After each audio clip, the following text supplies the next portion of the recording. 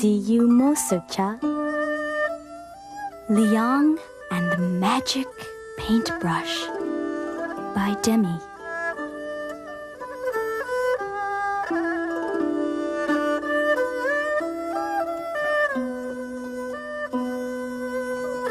Long ago, in China, a boy named Liang earned money gathering firewood and cutting reeds. His one wish was to paint, but he could not afford to buy a brush. One day, he passed an art school and went in. "I want so much to paint," he said. "Please, will you teach me?" "What?" the teacher glared at him. "A beggar wants to paint?" He drove Liang away. But Liang could not keep his fingers still. When he went to gather firewood, he drew birds in the sand with a twig.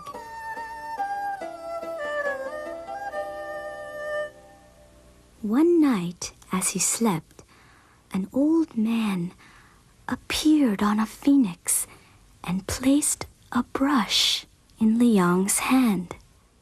"It is a magic paintbrush.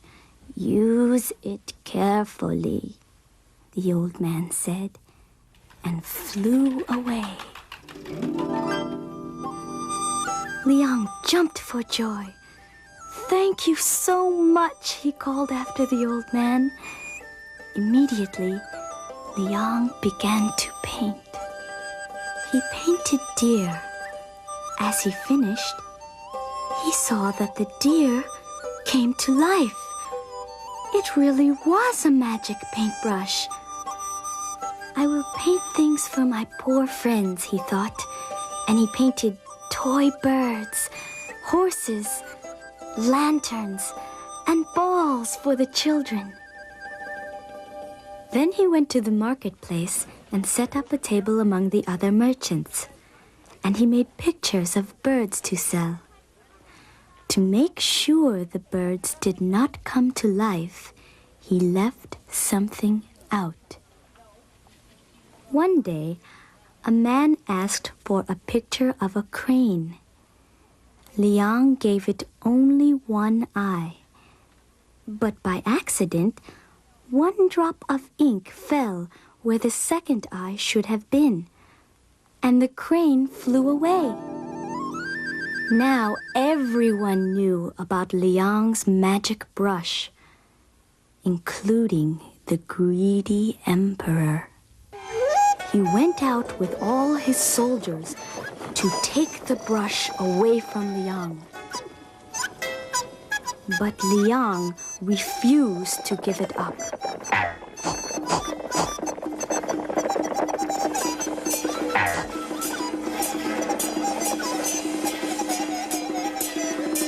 The emperor ordered him bound and brought to the palace. There, the emperor ordered Liang to paint a dragon, but Liang painted a toad instead. Furious, the emperor seized the brush and ordered Liang imprisoned. The greedy emperor then sat down to paint mountains of gold, but they turned into rocks and rolled off the table. The emperor tried again. He painted a large tree. But what do you think happened? It turned into an enormous python which nearly bit the emperor's head off. Liang knew the brush would lose its magic in the emperor's hands.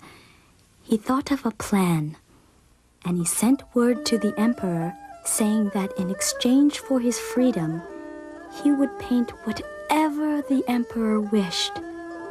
The emperor accepted. "Paint me the sea," the emperor ordered. Liang drew a sea. "Where are the fish?" the emperor asked. Liang drew and drew, and soon a sea full of fish were swimming about. So long as we have a sea, said the emperor, let us have a boat. Liang painted a boat, which was soon bobbing about on the water. Delighted, the emperor called the royal family to come and join him on the boat. Get us some wind so we can move, cried the emperor. Happily, Liang painted wind and the boat began to rock. More wind, the emperor cried. Liang drew more wind and more.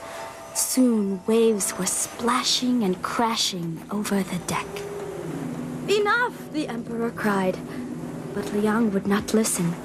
He drew so much wind, the boat keeled over and broke into 1,000,000 pieces.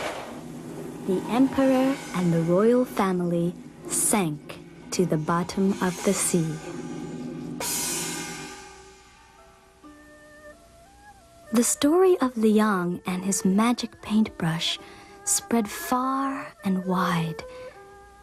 But what became of Liang? Nobody knows. Some say that he went back to his own village. Others say that he roamed the earth, painting for the poor. Wherever he went,